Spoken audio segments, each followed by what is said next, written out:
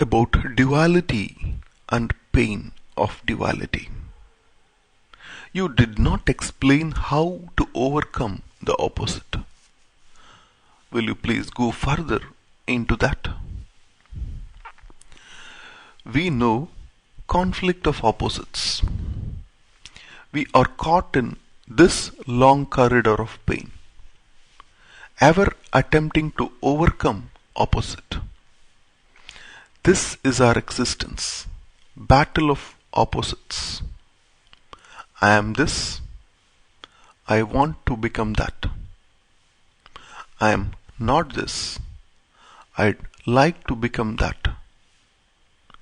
This constant struggle of clerk to become manager, unvirtuous trying to become virtuous.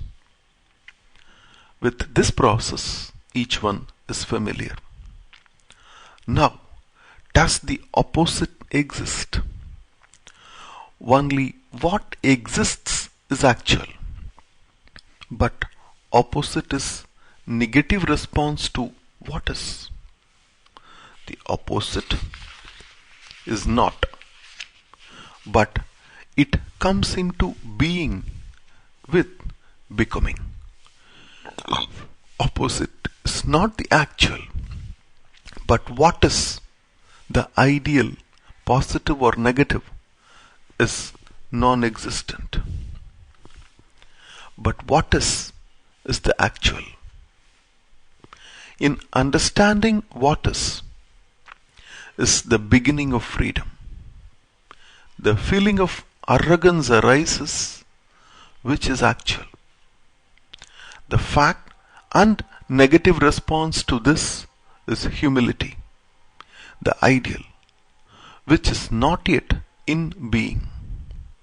Humility, the opposite, is accepted, for arrogance has been condemned morally and socially and religiously. And also, from arrogance there is conflict and pain.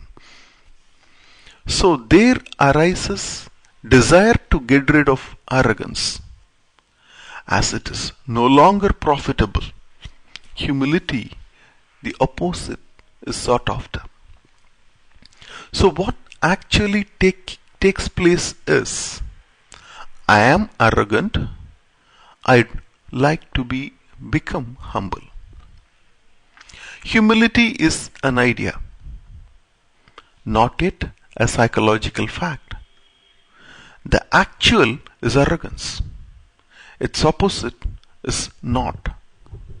But I would like to become humble.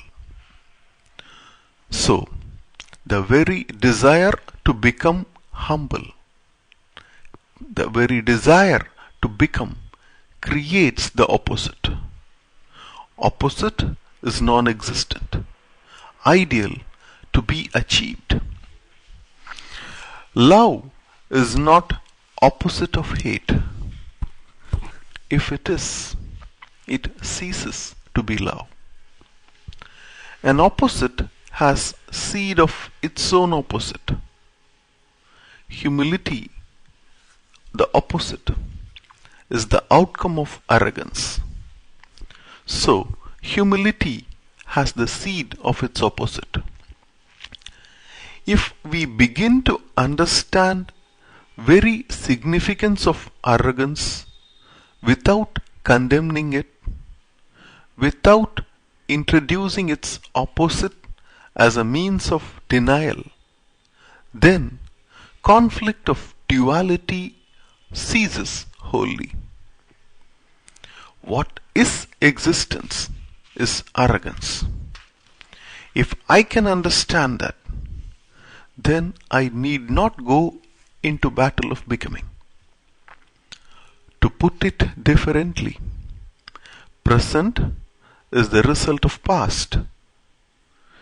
Without understanding present, future becomes merely opposite of what is, the present. But future is the past through the passage of the present. So, future holds seed of present. Future as opposite is still in net of time. Present is passage to future or to past. In understanding this movement, thought will no longer be caught either in past or in future as an opposite to present. To understand what is, which is arrogance, I must give my whole attention, my whole being, not to be distracted by its opposite. Why do we name a feeling? Why do we term a reaction as anger, jealousy, arrogance, hate, and so on? Do you term it in order to understand it, or as a means of recognizing it, or to communicate it? Is the feeling independent of term, or do you understand it through the term? If you understand the feeling through the term, through the word, then term becomes important, not the feeling. Is it possible not to name a feeling? If it is, then what happens to the feeling? By terming, you entangle the feeling within frame of reference. So, living is caught in net of time, which only strengthens memory, the me. What happens to a feeling, to a response, if you do not give a name, a term to the feeling? Does it not come to an end? Does it not wither away?